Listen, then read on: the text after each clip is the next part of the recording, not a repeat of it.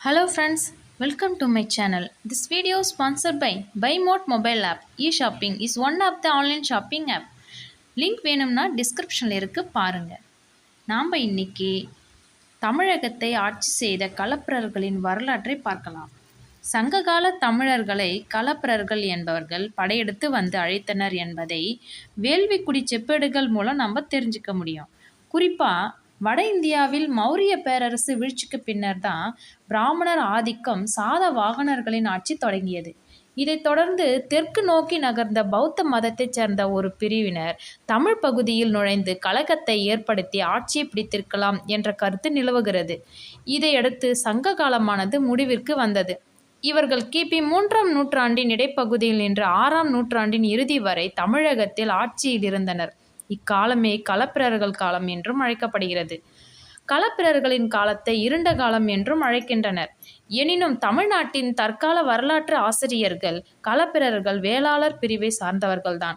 பண்டைய தமிழ்நாட்டின் நாடு என்ற அடிப்படையில் நிர்வாக வசதிக்காக பிரிக்கப்பட்டு குறுநில மன்னர்களின் கையில் அதன் ஆட்சி பொறுப்பு விடப்பட்டது.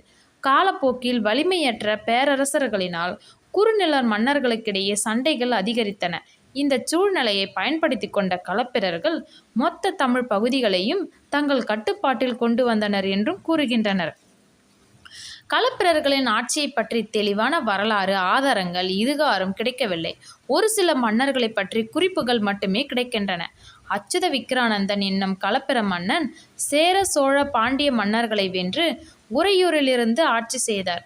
இவர் சைவ வைணவ சமயங்களை தமிழ் புலவர்களையும் ஆதரித்தார் ஆகிய பௌத்த நூல்களையும் பாலி மொழியில் எழுதிய புகழ்பெற்ற பௌத்த அறிஞர் புத்ததத்தர் என்பவர் இவரது ஆட்சி காலத்தில் தமிழகத்திலிருந்து இருந்தவர். மதுரையை ஆண்ட மூர்த்தி என்ற சைவ நாயன்மாரும் தொண்டை மண்டலத்தை ஆண்ட கூற்றுவ நாயனாரும் களப்பிரர்களே என்று பெரிய புராணத்தால் அறிய முடிகிறது. தென்னிந்தியாவில் சிறப்பாக ஆட்சி புரிந்த சேர சோழ பாண்டியர்களை வீழ்த்தி களப்பிரர்கள் ஆட்சியை கைப்பற்றினர். இன்றைய தமிழ்நாடு மற்றும் கேரளா முழுவதையும் ஆட்சி செய்தனர். இவர்களது புதுமையான ஆட்சியில் அரசியல் மற்றும் சமுதாய அமைப்பில் ஒருவிதமான குழப்பம் ஏற்பட்டது. பொருளாதாரத்தில் தேக்க நிலையை ஏற்பட்டது.